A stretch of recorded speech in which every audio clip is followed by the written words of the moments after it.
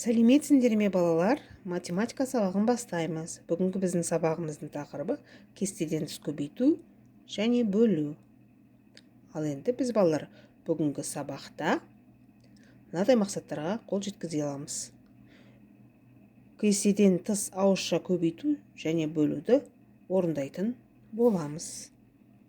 Балалар, бірінші тапсырмаға назар аударайық. Берілген есептерді есептеген кезде балалардың қалай пайымдағанын тап. Сонда сен Астана қаласының көрнекті жерлерінің атауын білетін боласың. Мына суреттерде Астана қаласының көрікті жерлері бейнеленген. Осы суреттердің астында бірнеше өрнектер бар. Сол өрнектердің жауабы ортада тұрған өрнектердің қайсысының жауабымен тең келеді? Соны анықтайық. Мысалға, 960 пен 8-дің бөліндісі қай өрнектің бөліндісіне сай келеді? Дұрыс айтасыңдар, 800 қосу 160 бөлу 8 өрнегінің мәнімен сәйкес келеді. Келесі тапсырма, 840 пен 7-ның бөліндісі қай өрнекпен сәйкес келеді? Дұрыс айтасыңдар, 700 қосу 140 бөлу 7 өрнегімен сәйкес келеді екен мәні. Келесі бізде 650 мен 5-дің бөліндісі қай өрнекпен сәйкес келеді? Табайық. Дұрыс айтасыңдар, 500 қосу 150 бөлу 5 өрнегінің мәнімен сәйкес келеді. Жарайсыңдар. Келесі бізде 960 бөлу 6 қай өрнекпен сәйкес келеді? Жақсы. Дұрыс айтасыңдар, 600 қосу 360 бөлу 6 өрнегінің мәнімен сәйкес келіп тұр екен. Балалар, біз суреттегі Астананың көрікті жерлерінің атауын анықтадық. Яғни олар Бәйтерек, Ақорда, Бейбітшілік және Келісім сарайы екен. Олай болса, қазір бәріміз Астана қаласына саяхат жасайық.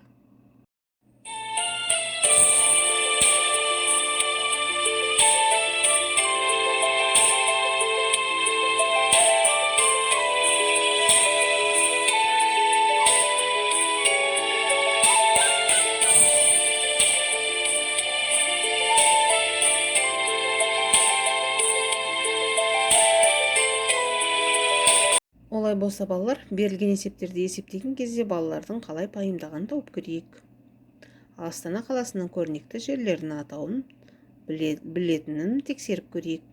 Опера және балет театрының жауабы 130-ға тең, Бәйтерек 120-ға тең, Ақорда 120-ға тең, Бейбітшілік және Келісім сарайы 160-ға тең екен. Балалар, екінші мысал бойынша көбейтудің ауыстырымдылық және терімділік қасиетін пайдалана отырып есептейміз. Ең бірінші өрнекте 2 көбейту 6, көбейту 8, көбейту 5 деп берілген. Алдымен бізге көбейткенде дөңгелек сан шығатындай сандарды бірінші теріп алып көбейтуіміз қажет. 2 мен 5-тің көбейтіндісі 10, 10-ды 6-ға көбейтеміз 60, 60-ты 8-ге көбейтеміз 480. Тапсырмасына назар аударайық. 6 көбейту 10, көбейту 6. Яғни, балалар, біз көбейту кестесіндегі орнын ауыстырайық. 6 мен 6-ны көбейтеміз 36, 36-ны 10-ға көбейтеміз 360. Дәл осылай отырып, қалған есептерді орындап, дәптерімізге көркем етіп жазайық. Олай болса, балалар, орындап болған тапсырмаларымызды дұрыс жауаппен тексерейік.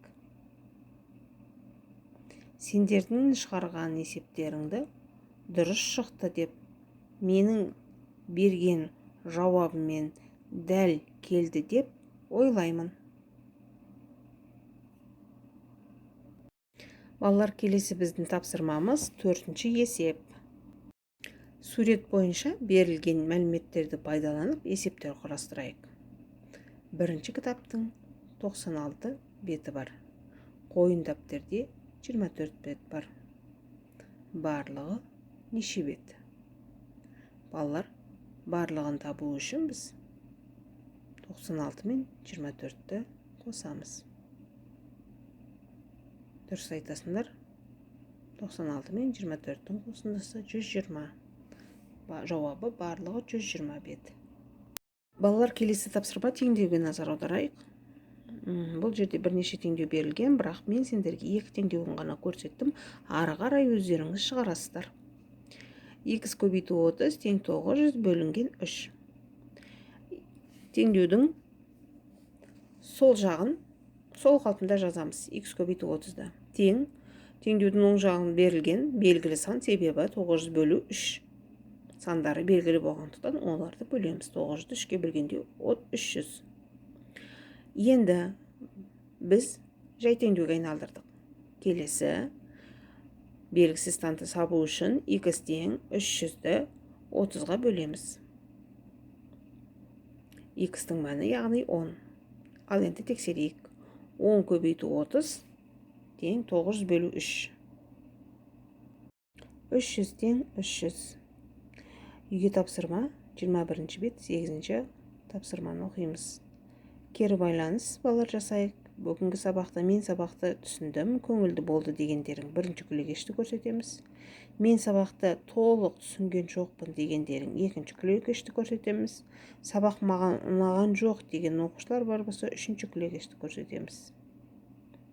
Жарайсыңдар балалар, осымен сабағымыз аяқталды. Қош сау болыңдар.